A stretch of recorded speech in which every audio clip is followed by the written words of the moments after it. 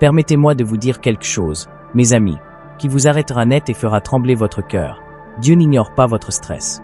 Il se prépare à le transformer en un miracle si puissant qu'il fera taire chaque démon, chaque doute, chaque murmure qui vous a jamais dit que vous étiez fini. Avez-vous déjà été si submergé par la pression, par la peur, par ce poids invisible qui vous oppresse la poitrine à 3 heures du matin, au point de vous demander si Dieu avait oublié votre nom?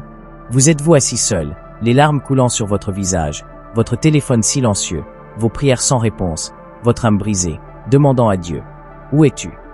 Je veux parler directement à cet endroit en vous, à la tempête que personne ne voit, car, mon ami, là, dans le chaos, dans les pleurs, dans les morceaux brisés de votre stress, Dieu est à l'œuvre. Il prépare un renversement divin. Ce qui ressemble à la fin est sur le point de devenir le tremplin de votre plus grand témoignage. Vous n'êtes pas attaqué parce que vous êtes faible. Vous êtes attaqué parce que vous êtes choisi pour un miracle. Oh, écoutez-moi avec votre esprit maintenant.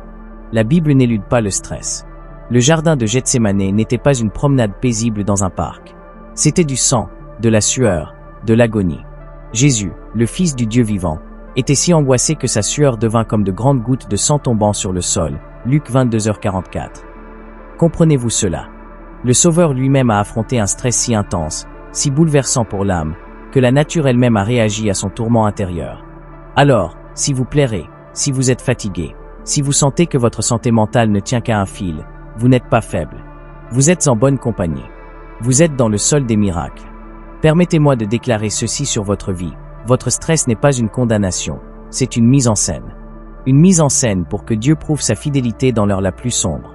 Lorsque les Israélites se trouvaient coincés entre l'armée de Pharaon et la mer Rouge, ce n'était pas seulement du stress, c'était de la terreur. Une peur qui coupe le souffle, qui fait battre le cœur à tout rompre. Et pourtant, c'est à ce moment précis que Dieu a murmuré à Moïse: « Lève ton bâton, étends ta main sur la mer et divise-la. » Exode 14h16. Dieu n'a pas supprimé la mer, il a ouvert un chemin à travers elle. Ce stress que vous affrontez en ce moment, cette pression, cette impossibilité, est sur le point de s'ouvrir comme la mer Rouge, non pas parce que vous êtes fort, mais parce qu'il est Dieu. Je sais ce que le stress peut faire à une personne. Il peut transformer la joie en engourdissement. Il peut ronger votre confiance jusqu'à ce que vous oubliez qui vous êtes. Vous vous réveillez fatigué, vous vous endormez effrayé. Vous souriez en public et pleurez en privé. Et le monde vous dit: respire, sois positif. Mais ces mots ressemblent à des pansements sur une blessure par balle. Parce que vous n'avez pas besoin d'une phrase mignonne, vous avez besoin du feu du ciel pour tomber sur votre situation.